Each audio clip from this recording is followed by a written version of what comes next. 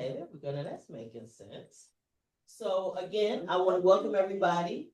This is another session of Free to Heal where we are formerly incarcerated and loved ones.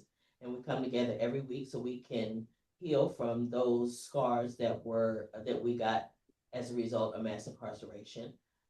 Please be aware that family members and loved ones get scars when people go to prison too.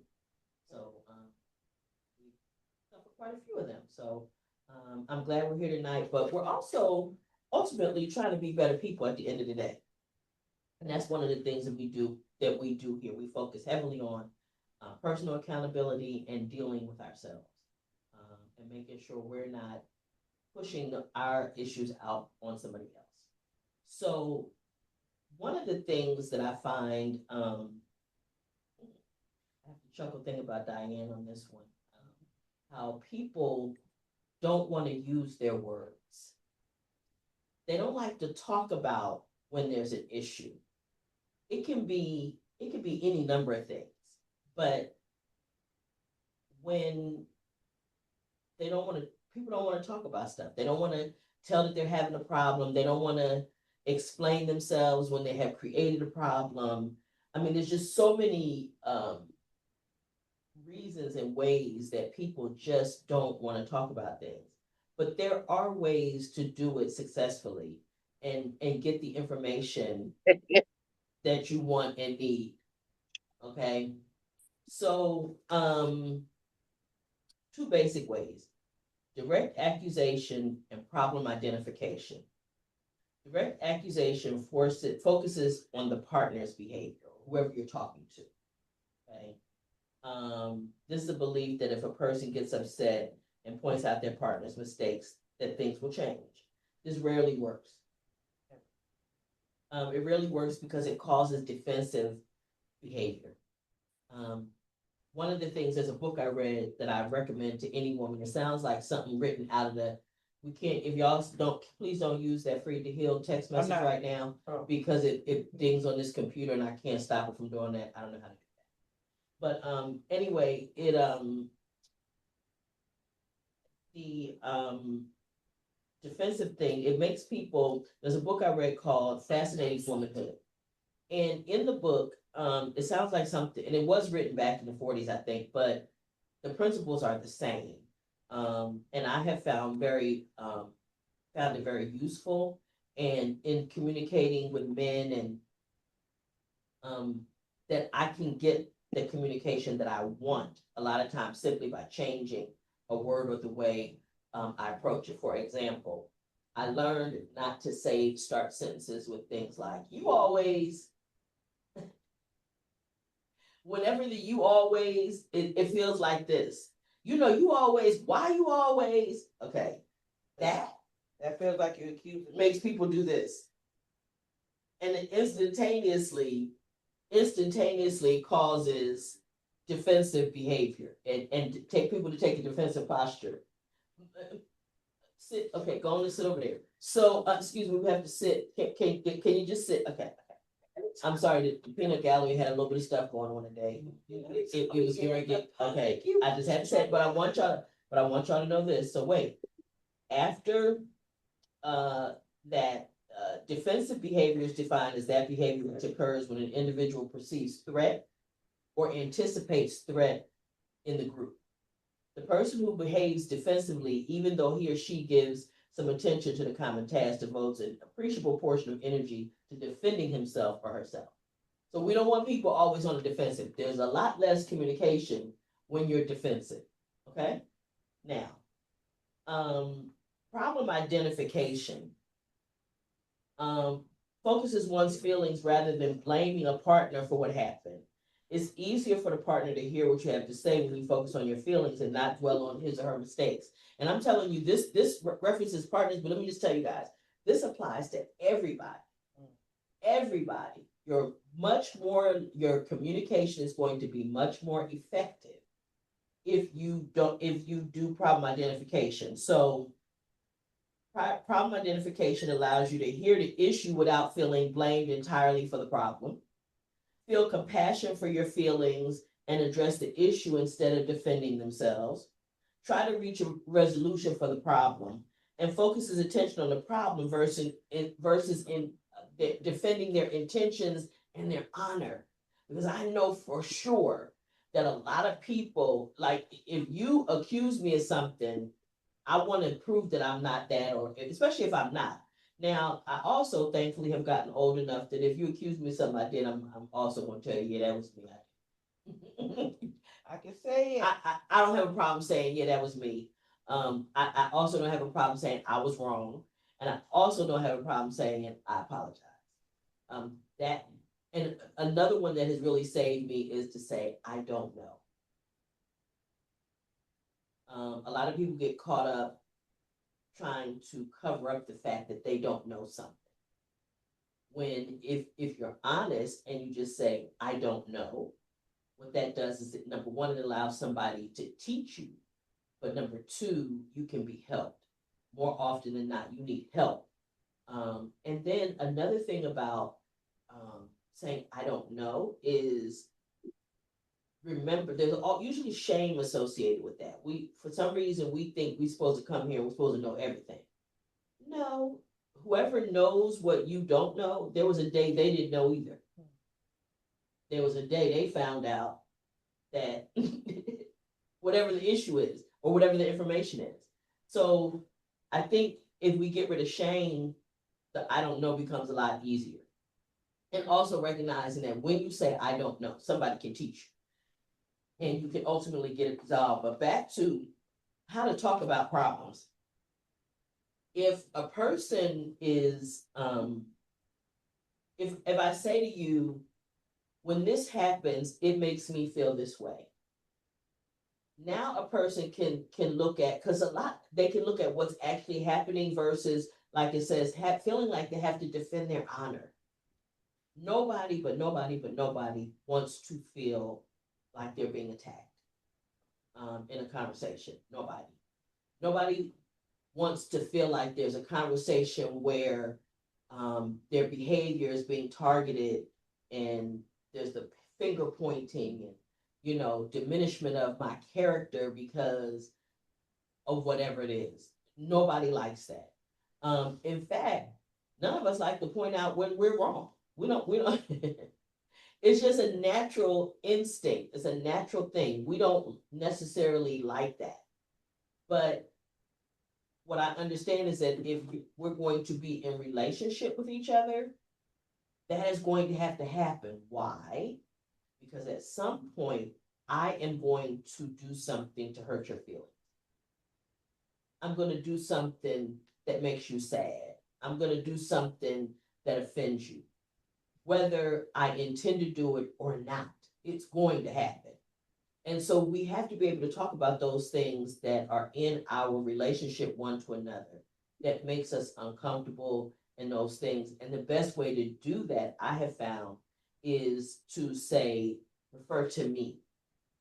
Let me tell you what happens to me in this situation. Let me tell you what I need in this situation. Expressing what my position is, what I need, and what happens to me when this occurs allows me to communicate again using my words. Because one thing that is totally ineffective is pouting and throwing tantrums, and a tantrum can be being silent, withholding conversation. I don't want to see you withholding sex. All the people don't catch a hint with that stuff. That's just more things you add on top of whatever the issue actually is. So at some point, we have to use our words. We have to use our words. We have to be able to communicate those things that that offend us. And I think it's also good to be able to understand why we're right. I've learned a lot about myself. I use the example all the time of having a personal problem with a person telling me, I'm gonna call you tomorrow, and then don't call. And at first I thought it made me mad. Then I realized it hurt my feelings because it made me feel like I wasn't important enough for you to follow up, which was a me issue because that doesn't necessarily have to be true, but that's how it feels when you tell me that. and you tell me you're gonna do something. So I have to understand that that's not necessarily what they're saying, but I think it's only right for me to explain that to people that I'm in relationship with, no matter what kind of relationship, so that they know that it's a challenge for me and that it is likely to cause me to feel a particular way. And I think it's my responsibilities because everybody's not the same. And things come up, things happen in people's lives. Like we can't act like nothing ever happens and things didn't pop up, or you said you were gonna come and visit and you didn't come. Well, things happen. But that's not a personal testimony or to how you feel about me in particular. What it is it is the way things can happen sometimes, but I need people that are going to be in relationship with me to know that it really can be a big issue for me and that I may take it more severely than somebody else. That's because we're all individuals and I'm a human being. I'm flawed. I got my own baggage, my own drama, and all that stuff that everybody else has. So but I'm obligated to navigate that. Everybody else shouldn't have to navigate that for me. And So I was right, voicing my opinion to Brent about my wing.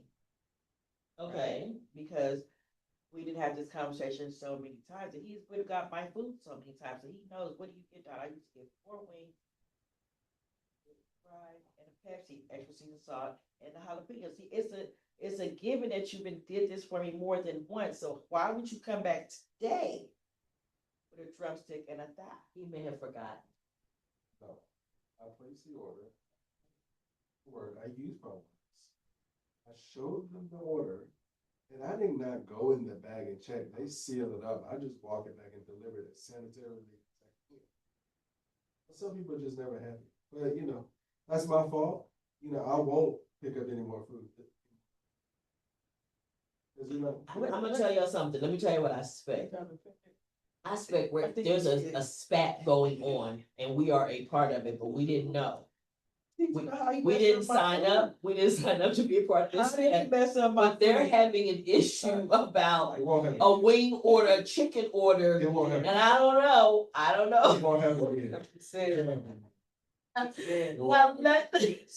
I use my words or what I eat or what I Who's want. in the right? Like, Anyway, you're right. Listen. You just keep going. You keep going. It won't happen again. my point is using your words. That's what I'm saying. I ain't using no. I use my words. I'm like, So this is the thing. Now listen, this is kind of common, right? This is not an unusual situation. Diane feels like he knows what she likes. He says he gave him the order, they just gave him the wrong food. Right? oh, Now. I'm supposed to. So he didn't go in the bag and double check it or whatever. Okay. But what I'm saying is this: they are at least communicating at some level, right? Now, Brinson is saying he just may not go get no food no more. But then he accused me of not being happy. Some people are just never happy. Because you're bringing it up at nighttime, and that's several hours ago. But I did bring it up there too. You gotta put all in that. Did I bring it up there? Did I bring it up there? Didn't I say I feel like I was being abused? I have to eat somebody in one. Did I say that? Sure did eat it though. But did I say I had to? Did I say I had to eat this? But I feel like I'm being because I'm hungry. I said all of that. All right. I used my words. Did I use my words? Maybe I need to read this book. Okay, maybe. So again, but maybe we need to understand, okay, because my question would be, does this even rise to the level of a problem? Now it is. Oh, now it's a problem. Okay, so now it has risen to the level of a problem. So listen. So what we want is we want to make sure that we understand each other, okay? And when there's this discontent, you've expressed that.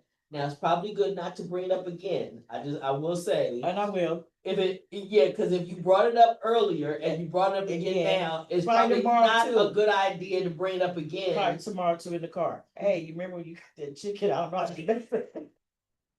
I think she just being messy, y'all. I think she being messy right now. At this point, he ain't gonna bring you no more. He's not gonna get no more food. I can tell you from here what it would be for me. I wouldn't bring her no more food. I wouldn't, especially if she bring it up again tomorrow. See? Yeah. Hungry ones. Right. Shame on you. on me, exactly. That's how I felt. So, so what we trying to do is make sure that that we're having good communication. That's all. That's what we're trying to do. We're trying to make sure at the end of the day that we are communicating with each other effectively. And again, nobody, as you can see, nobody wants to be put on the defensive. Nobody. Nobody wants to be made to feel like their honor or their integrity or their intentions were bad. So when you speak to someone and you have to express it, because it also is equally ineffective to not mention it or to not say things. A lot of people do that. They just shut down and they don't say anything. They don't communicate. No. And that's equally ineffective, right? It doesn't do good to simply just ignore that there's a challenge. Like it didn't happen. Right. You cannot act like it didn't happen. Because if you do, then it's subject to happen again. And again. Okay. And so you have to communicate, but when problems come up, another thing I want to say while we're there too is this. It's important to mention it. Don't let it build. Don't let problems happen, behavior that causes you a problem happen over and over and over again before you decide to actually address it. Because what that does is it almost gives the indication or the impression that it's okay and it was okay for a period of time. And then now all of a sudden there's just one day that it's not okay anymore. And that becomes a problem. Okay, so we have to, there's a balance. Nobody wants to be around a person that got a problem all the time, every single day, no matter what, about something. Nobody. Okay. Nobody.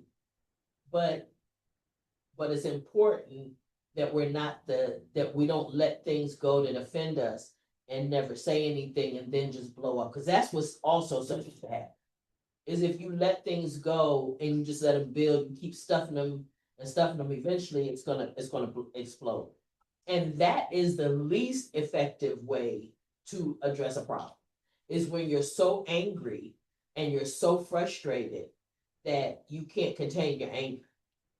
So those are the times and the ways that we need to be, things that we need to do. We need to, because over the long haul,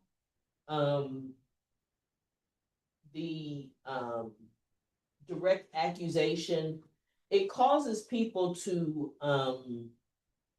the distance in the relationship builds. There's less understanding and greater dissatisfaction. You don't actually get a resolution normally. And then there's increased conflict in the future. So,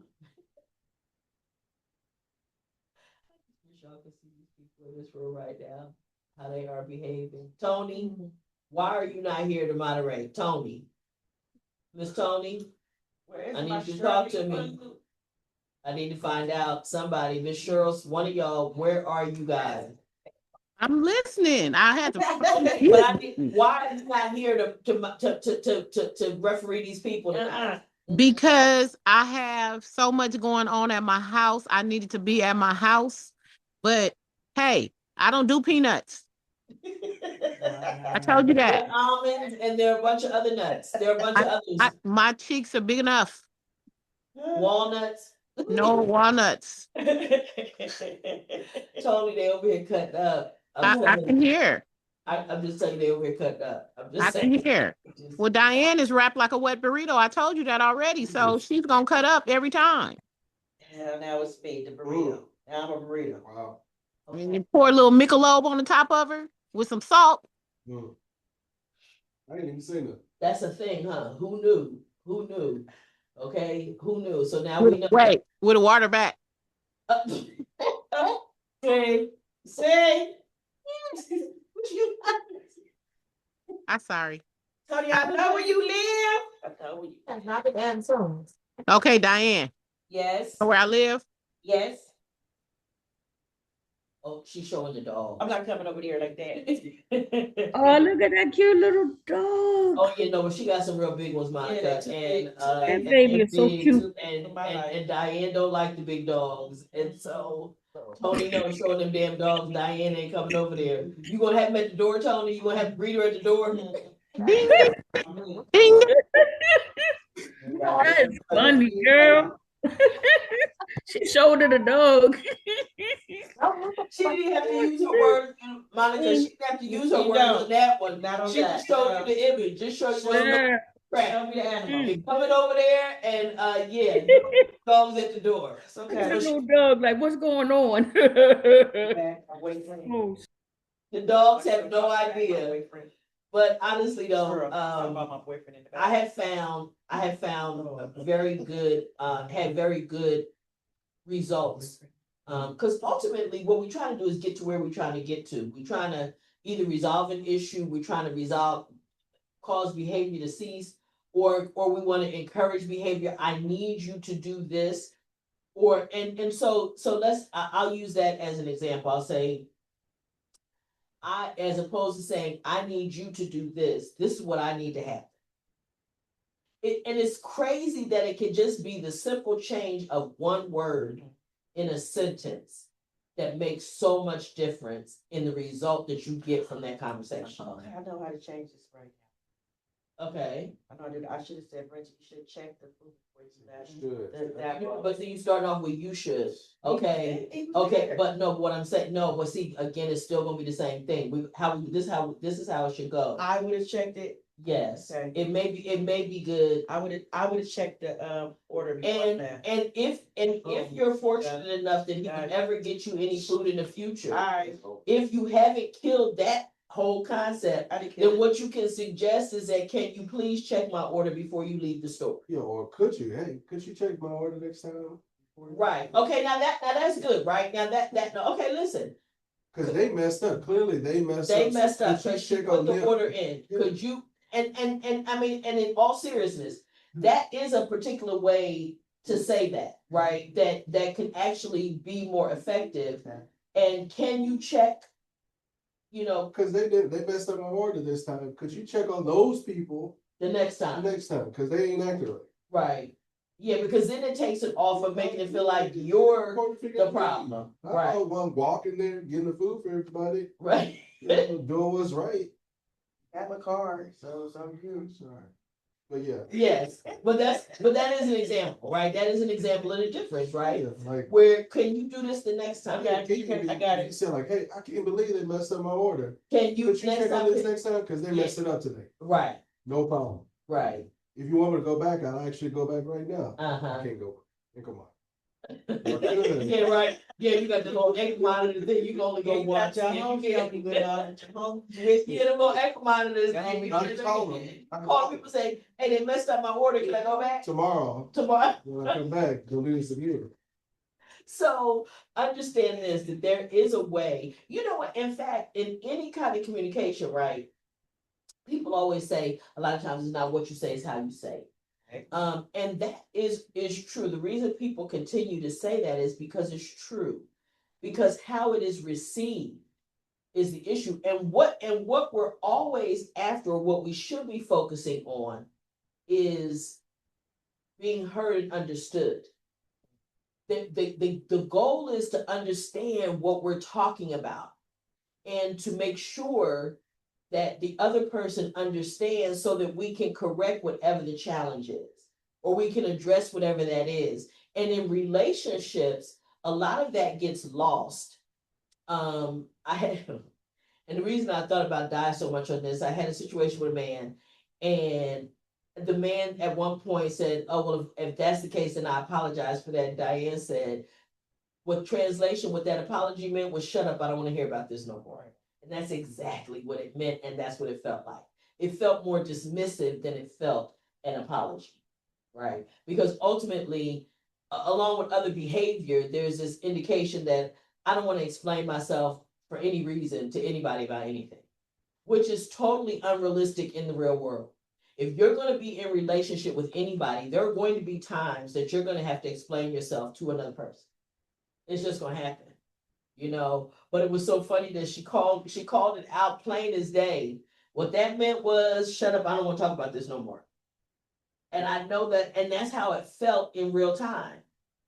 I do think, to your point about, all joking aside, it's all love between us. Of course. But I do think your point about, I didn't have her. your thing about communication. I do think I forgot, like a mentor told me this once upon a time, but what do you hope to accomplish Yes. in what you're trying to communicate? Yes. So like if to Di's point, what she's hoping to accomplish is to communicate to me, one, that the order was incorrect. And two, hopefully it won't ever happen again. Right. And so like, if that's the goal, what you're trying to communicate, then how do you deliver that message in a way that is received to accomplish that mission? And I think I'm so glad you said it that way, because that is what I'm really trying to say. The goal is to accomplish whatever the mission is. What are we trying to accomplish by having this conversation in the first place, right? So, and what my goal in bringing this up is so that we can accomplish what we set out to accomplish. This is not about just having my say, because you know, a lot of people just want to have their say. And if that's all it is, then it doesn't matter how it lands. If you don't care what happens after that, then what difference does it make how you present it? Now, there's not going to be no relationship necessarily. The relationship certainly can suffer because you have no care for how it is received. But are you accomplishing what you set out to accomplish? Again, we're here trying to be better people and be more effective and get those things out of life that we really want, the things that we put the work in for. That's what we're here to do today. That's what we come here every Tuesday for. We're trying to be better people. We're trying to make it through despite all that big luggage and baggage that we got and the scars that we got from all the things that have happened to us between childhood and today. We're trying to help fix those things. We're trying to get over the scars from mass incarceration. But when all of that's said and done, if you're not trying to get rid of nothing, that's okay. So for us, no matter what the relationship is, we got to be able to accomplish the goal. That's the focus. We, Concerned Citizens, my employer, rents apartments.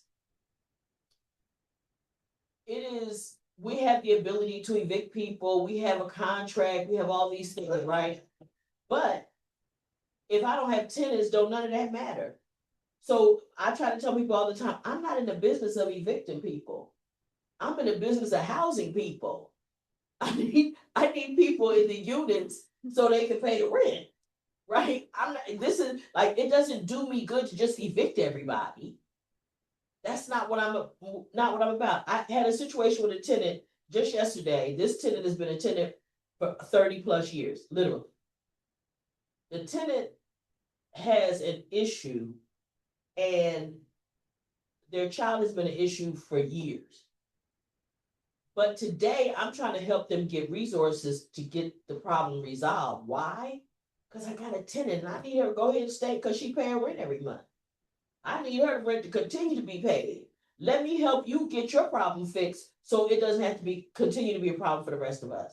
Because again, I'm in the business of housing people. Every time somebody moves out, I got to renovate that unit again. I got to take the time to find somebody that qualifies. When you do this affordable housing, there are income requirements, a documentation. It's a process. It takes time. It's not overnight. Oh, I see you. I like you. I run your credit and I can move. No, that is not what happens. So I'm losing money every day that happens.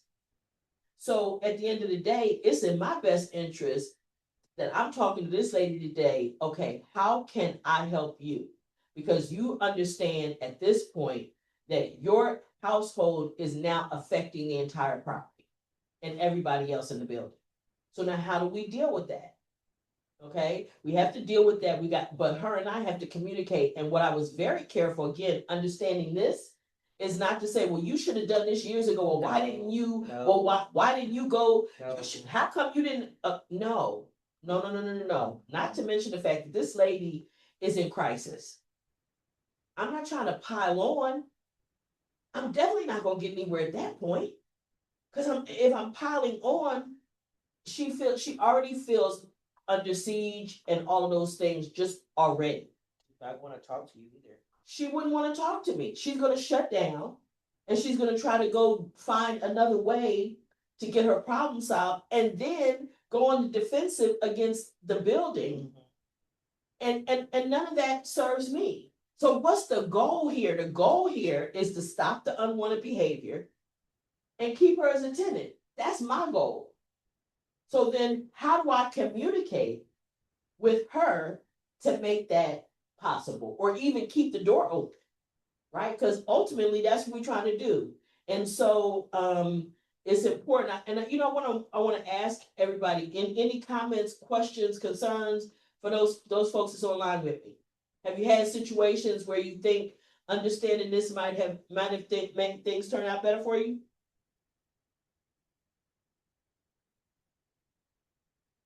Listening. Well, I understood when it was going on, since I've been there for 2 years, that her son, has an issue. And like when the incident happened, I felt compassion for her and him. But I felt more compassion for him because to me, he's still a child and he needs help. So my thing is get him the help he needs. So that means so you can get the help that you need. That you need help too, because first of all, this is your child. You're going through something with your child. You've been going through something with your child. So all I can do at that point was like, hey, let the police know what I knew. That baby needs help. He jumped off this 3rd floor to this 1st floor. He needs help. Just don't hurt the baby. He needs help. Yeah. That's what I can let them know. Because I understand as a parent, you don't want nothing to happen to your child. I don't want my child to hurt himself, but I don't want to hurt nobody else. Right. And y'all, I know y'all got to want him out the unit, but just don't hurt the child. Yeah. Get him out. Yeah, just, get him out safe as y'all can, because he needs some help. And that was the objective, and that's why your communication was such that it was. Because what the goal is to get him out of there safe. Yeah, I think the way I think about what you mentioned in terms of effective communication, before I ever say anything to anyone, I try to get clarity on what I am hoping to accomplish before I say anything. So before I say good morning or whether I ask you how your weekend was, and the same thing with marketing, you try to get clarity on your mind. What do I hope to accomplish? And then it makes the method of communication much clearer. Yeah, it clears it up as to how you got to approach it. Yeah, it does. Once you get clarity within your own self before you communicate, before I call you or text you about something at work, I have to get clarity in terms of saying, okay, I know she has limited time, whatever time it is. What do I hope to accomplish in a 2-minute span? So I can get straight to the point and not filibuster and do a bunch of other stuff. So I do think even as I try to talk to my daughters and teach them as they're growing up, I try to communicate to them like, hey, get clear in terms of what you want me to do. What message do you hope to accomplish? That brings up something else in terms of communication that I learned in college. And that was in an English class actually, was get to the point as sooner rather than later. So in other words, if you're writing or even if you're communicating with somebody, you want to you don't want to do a bunch of preamble and a bunch of comments and stuff that is not really getting to what you're trying to accomplish. You want to get to the point as soon as you can, because people's attention span is short. Very. And so, and particularly in writing, people don't want to read a long dissertation that has nothing to do with what the issue is, or you think it does, and for them it doesn't. It is very important to get to it. And is another thing for those people that have or interested in nonprofit organizations. If you're applying for grants, one of the biggest mistakes that people make is they continue to repeat the problem and not answer the question. So when I'm writing a grant application, very rarely do I have to do that. But when I do, I try to answer the question in the very first sentence. I try to answer that question in the very first sentence, and then anything else after that will help explain it. Why? Because again, if you think about a grant cycle, and they've got 200 applications, they're not going to read all of this, the the problem, and I wish the problem, and the problem, when I had the problem, okay, and never get to the answer. So they're not going to read through all that. They're just going to push it to the side. That's why even now, to show you how big of a challenge that was for grant makers, is some grants now have a word count maximum in answering a question, because people tend to rattle on about, and they're not answering the question. And if you're reviewing 200 applications, I mean, you just don't have the time for that. So I say, when you're trying to communicate to someone, instead of going through a list of things that have happened, and one of the things I've heard women accused of a lot is we hold things and we store it all up and we never forget, and we'll bring up stuff from years and years ago. What I say is that may be okay for you to hold on to that. However, if you're trying to fix this particular problem, get to that before you get to all that other stuff you want to bring up. Just get right to the point. And again, I say, talk about what you need and what you want, but you know what that requires? That requires you to know you. Hello. And some of us don't want to spend no time getting to know who we are. Some of us literally spend most of our time trying to avoid being alone,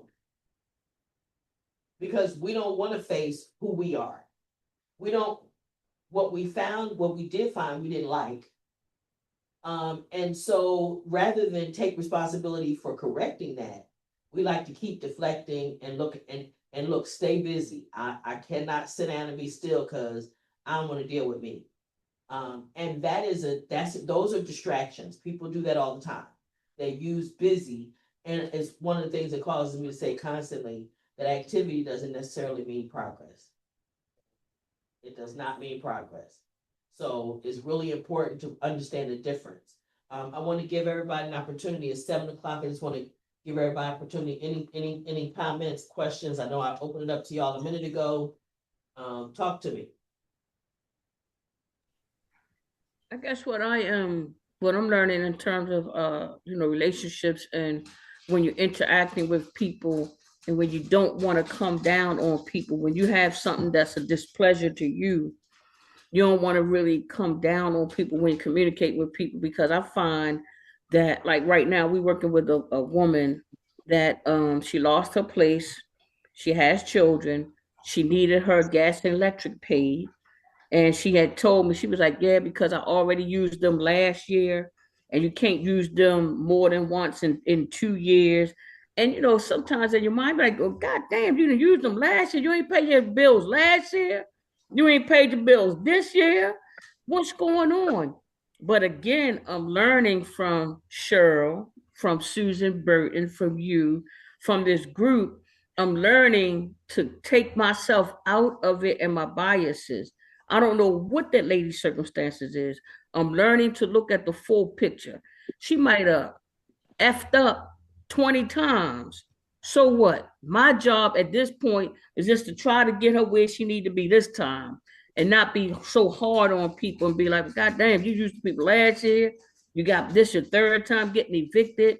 You know what I'm saying? So I'm learning how to do that. And it really is because of you guys and because of this group. And the other thing is, I'm finding that the more satisfied and happy I am with myself, it is easier for me to deal with people, whether they disgruntled, whether they are angry, whether they coming at me like from talking out the side of their neck. None of that stuff bothers me, and I'm able to think more clearly when the relationship is with me first.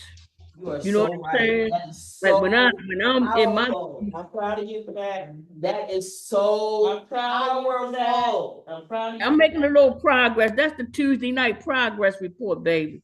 Proud of you. I'm glad y'all don't charge me for this shit. I swear to God, man, I be broke. I love it. I love it. I get all my therapy on up in here. I get all my good advice, everything that I need. If y'all was charging me, I would be like, damn, man, I gotta find some money so I can go back to that group. I would find some money to come back. Fortunately, y'all don't charge me for this. This is awesome because Yeah, God is good. I'm telling you, God is at the center of everything that we do on Tuesday night. And I can truly say that, I'm getting it. I Because it's am all an getting it, and inside job, I'm Monica. happy. I'm It's all an happy. inside job. The work is the work you do Mhm. on you. Because we can't control nobody else, right? So Yep. the work is like you say, on my perspective on it, right? What is my perspective about it? How am I going to respond to what they said or did?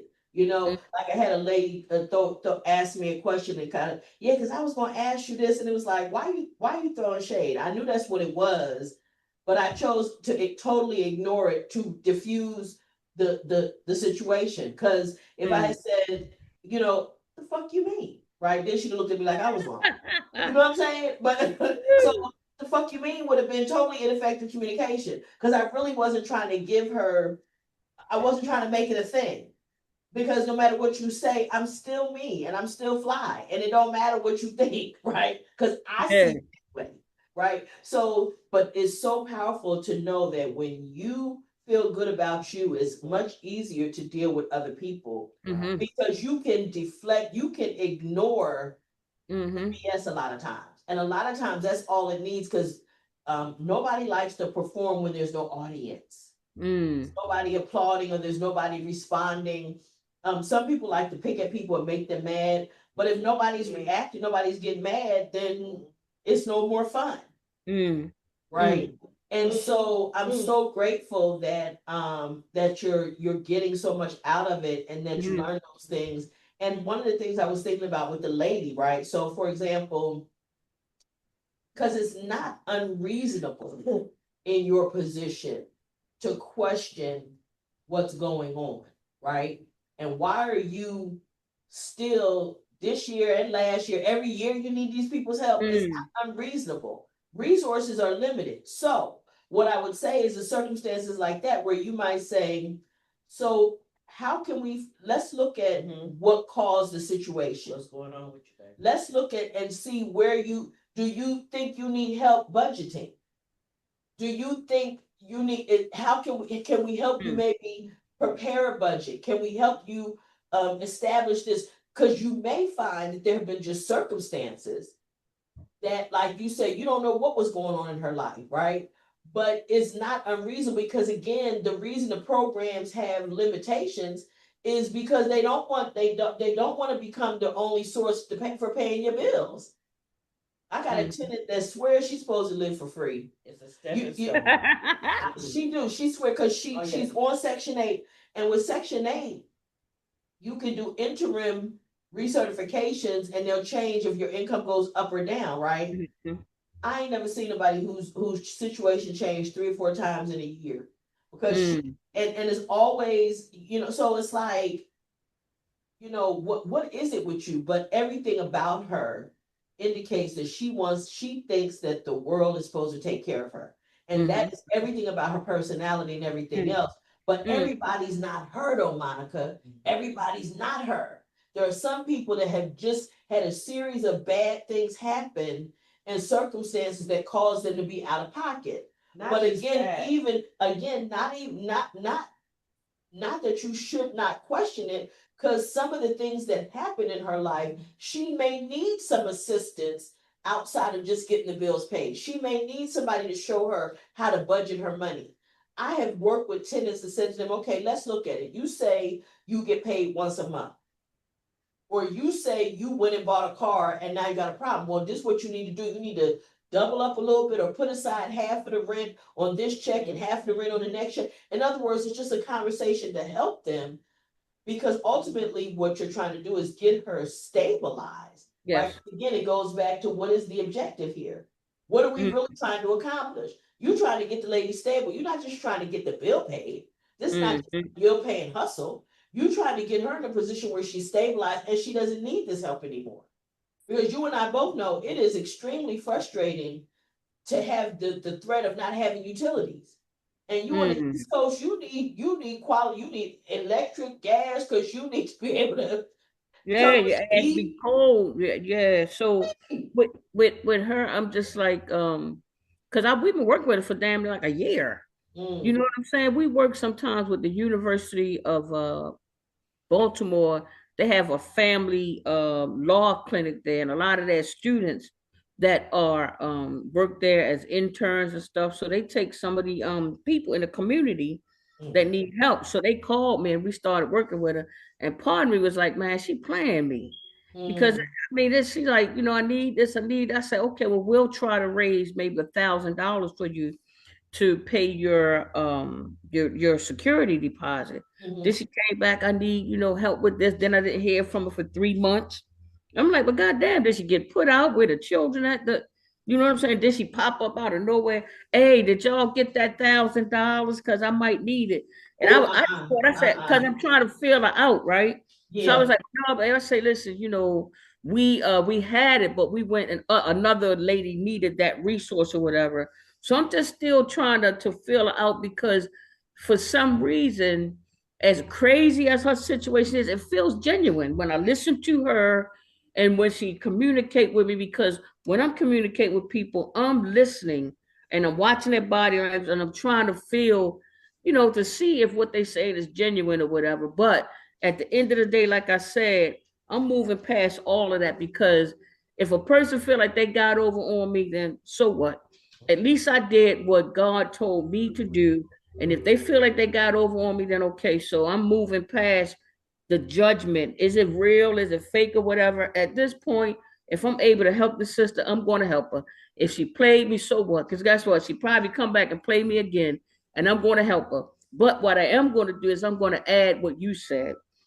I'm going to add the proponent to make sure that she's not in that situation anymore. And even she want that help or she not. So I'm going to make sure that I add some other things and just allow people to just keep coming, getting the help, getting the help, getting the help, getting the help. So I appreciate you guys. I know we get ready to chime up, but I'm just I'm happy. Like I said, I'm glad I don't have to pay for the group. I can come, I can come, and I ain't got to pay. I don't need no Medicaid, none of And you that. don't have to leave your house. You don't have to leave your house or nothing. It's a beautiful thing. I And appreciate no matter you where you so are, you much, can check in man. with us on Tuesdays. Cheryl, always make sure that I'm tuned in and whatnot. So it's one of the best things that happened to me in the past couple of years. Is being Let me say this. this Let me group. say this. I've already started reaching out, making calls about that. The next level of band box. Thank you. I've Oh, already good. started reaching out. I'm getting that started. Okay. Okay. So we can get them to just continue going in background checks further than what they asked on the application. Okay. And because of talking to you, I've already started those phone calls. I've made them several of them. So I will keep you posted on how that goes. And then also, obviously, your organization and your allies and the people that you have in Maryland, you know, I want it to be nationwide. And one of the organizations is in Pennsylvania. So I'll keep you posted. Yes, ma'am. Go ahead. No, I was saying a lot. Sometimes people just don't know how to budget their money. They just don't know how to do it. They just don't. They don't, and nobody never showed them how to budget their money. They never had none of budget. They never know how. Yeah, I'm saying, so they don't know how to do that, and that's something you have to work on. And you need help with.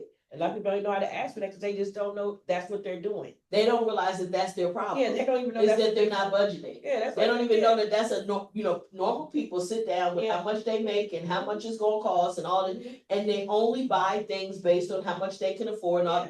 A lot of people don't know that. It wasn't until I moved to California that I learned that there were people who grew up that never saw nobody get up and go to work every day. That only lived on public assistance from generation to generation. I didn't know that because even me growing up in the projects, everybody worked. All the families, somebody in that household got up and went to work. The only family that didn't was a lady that I know was on dialysis, so she was disabled. She was a babysitter, right? She was disabled, so you know what I mean. So I didn't understand that, but I want to give Cheryl, any last comments from you, my love? I just like to say that I really appreciate when schools are used because it's understanding. I'm so sorry, thank can you say that again, baby? For some reason you went out in the middle of your sentence. Can you hear me now? Uh-huh. I said that I like when you use the examples because it helps people to understand a lot better. So thank you for that. Absolutely, my love. Ms. Vivian? I'm just really just amazed at everything I heard tonight. I'm that sponge. I'm just absorbing it because a lot of the situation was like, wow, okay, I deal with that. Okay, I went through that. Okay, that's why I'm stayed up pushing to keep myself humble within. Because with Monica being the person that she is and keeping her composure with a smile, God bless you. Mm, Indeed, right? Indeed. amen. And that takes a lot of strength, doesn't it, Vivian? Takes a lot of strength. Yes, Yeah, yes. Like that song said, you have to humble yourself. Mm, yeah, Yes. yeah, for amen. sure. Miss Beverly, any final comments from you, my love? No, I just I have a issue with communicating. Okay. Um, I don't know how to communicate. Seem like when I say something, sometimes I'm gonna use my daughter for example. It's like when I talk to her, it's like I'm saying one thing and she's hearing something totally different, and that makes us clash. So It's not now I, uncommon. I want you to know that's not uncommon, okay? It's mhm. not just you guys, okay? But go ahead. Yeah, so um now instead of just because I always try to prove my point to her, and it's like the more I tried to prove my point, the more she was hearing something totally different. So now all I like we got it, we was talking the other day and it went too far. So I just hang up on her now. Or I just leave because I don't want to argue. So So because and I maybe don't know if it's me not being able to communicate with her or if it's just probably a her. combination. Normally, when there's poor communication, it's a little bit on both sides.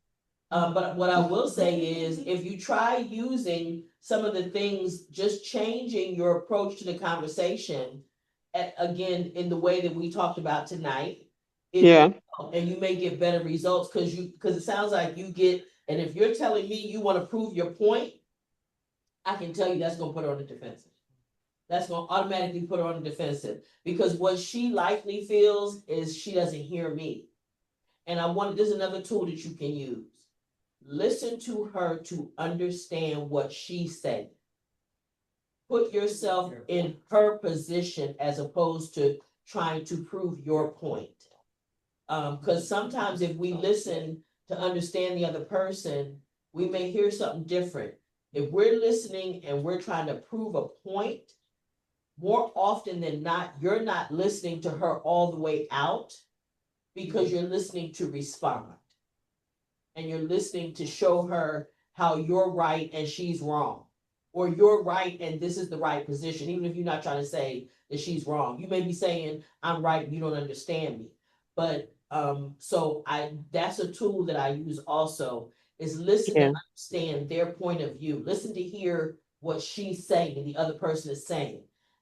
And if that were me, how would I feel about that? Because a lot of times what gets revealed is something you don't even know is an issue, right. right? Well, I guess because how I grew up, I grew up in a house where what the grown ups said was always right. I don't care what you say or whatever. And you couldn't even explain yourself. So I guess that's in me, Yeah. you know. And Hmm. maybe I just realized that. I Yeah. just realized that. Yeah. That's awesome. That's awesome. See, this is what we're here for. This is why we Mhm. get together. Can I mention one thing though? That's a you thing. I do think what's interesting, and it's a fair push to say, I have a teenage daughter now, right? And so different people are at different stages in life. I think the one thing that we talked about was getting clarity in terms of what you're trying to communicate. It's nothing wrong with actually sharing that. It doesn't have to be a secret. Like, so if like, when I'm talking about a daughter or if I'm talking to a person, there's an old saying for preachers. They say like, I'm going to tell you what I'm going to tell you. I'm going to tell you and then tell you what I told you. And so it's nothing wrong with saying like, hey, I want to have a conversation with you about this. We're gonna talk, but this is what I hope for you, hope I accomplish. That's getting it out first, right? Yeah, That's yeah. getting out the intent at the very first couple of sentences. Yeah, Yes. because the analogy I may use may not work. But if I tell you why I'm having this conversation in the first place, maybe you'll understand the position I'm coming from. Yes. So it's so you're not so defensive in the first place. So you can say like, hey, like my daughter mentions, she wants to start babysitting, right? Mhm. And she wanted to put signs up saying she wants to babysit. And so what I told her was, hey, sweetheart, I don't think that's safe. And so let me give you some alternatives because, I don't think it's safe for you to put up signs for babysit, right? And so we started the conversation by me not just saying, no, I'm not going to allow you to do that. It's more so me saying like, hey, I'm concerned for your safety. You're a young lady, you're a minor, et cetera, right? And so you never know what type of people are going to respond to those ads. Instead, because I want to keep you safe, let's think about alternative solutions to keep you safe and still accomplish what you want to accomplish, which is extra money. And let me tell you what that did is it let her know that you were working with her to allow her to find a way to do what she wanted to do. You didn't put up the stop. No, you can't put up no signs because that's all she gonna hear. No, and that's it. And now she's mad but she never hears beyond, I'm concerned for your safety, right? And Beverly, the issue of growing up, we all grew up and I'll come right back to you, but the issue of growing up where children were seen and not heard, is a real thing. Serious. And it has been from generation to generation to generation, but again, it wasn't effective communication. Because a lot of times there were things that I was fortunate, my mother was very progressive as parents went, right? In my generation, because she allowed us to have an opinion. Now we had to be very careful how we expressed it. She just gotta learn how to There was a speak. way, right? So there's a thing, you wanted to say something else. Yeah, the one thing I was just gonna say was, I think my parents' generation, they never asked a question in the first place. They automatically assumed they knew why you were doing whatever it is that you were trying to do. And so the thing that I led with was, why do you want to get that job? So I could understand, okay, I just want some extra money to go out. And so then once I got clarity in terms of saying, okay, if you're trying to get extra money to go out and do whatever it is that you want to do on the weekend, there's other ways to solve that. But since I asked the question on the front end, she got a chance to share what she was hoping to accomplish. So, hey, if I want to go to the movie theater, okay, well, why do you want to go on Friday versus Saturday? Or who are you trying to hang out with? If you let me know what you're trying to accomplish, then I can help you problem solve in a different way. And I think my parents never asked that question. If I just said, hey, I want to get a job doing this, the answer was yes or no. You see, and I was fortunate that my mother very rarely ever told me no. What she would do is she would challenge me, she would question me. Or she might say things like, if it were me, I would think about this. Or did you think about this happening? And listen, if I went ahead and did it anyway, and it went bad, I had to eat it. She Right. didn't bail me out. She let me suffer the consequences. In those days where you was just told, Yeah. and no one had a chance to speak how they felt or comment on what you were saying. As you get older, I said she'd have a problem with communicating. You gotta just start first one, you gotta learn how to do this. Listen is important. Just listen. Listening effectively is a very big component to good communication. Yes, and so that's why I was suggesting it earlier, right? Maybe just listen and try to understand what she's saying.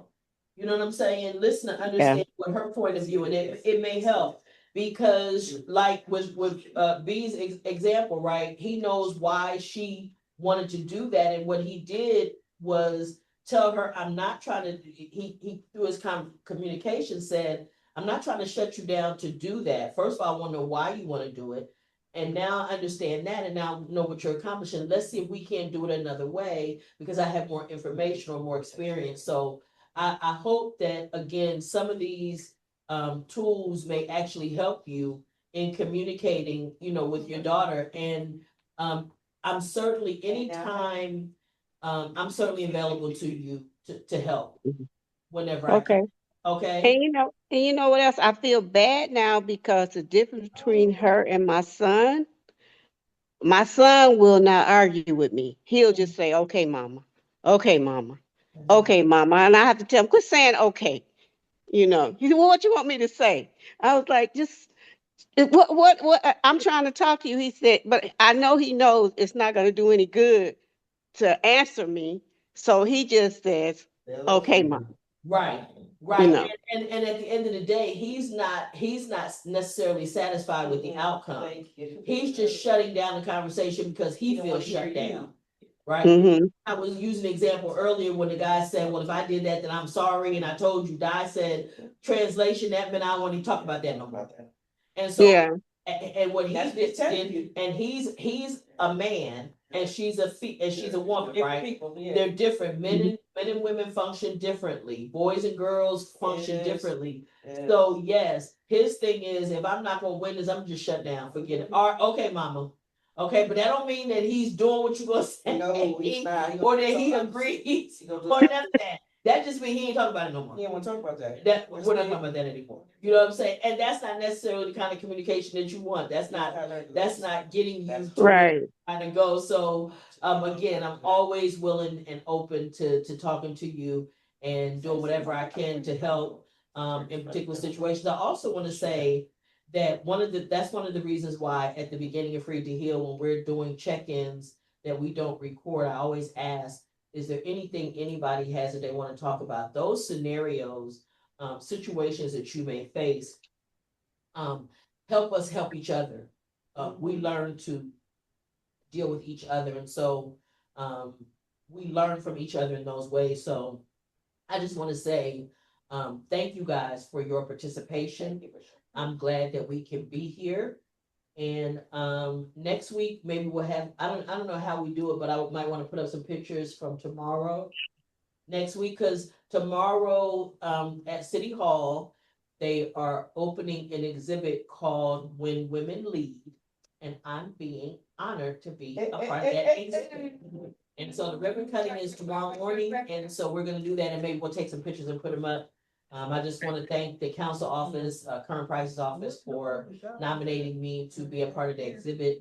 And so that's it for now. And I'll say this, again, my checkout is to say that I appreciate you guys being here. I think that we are helping people that we may never know and we may never see.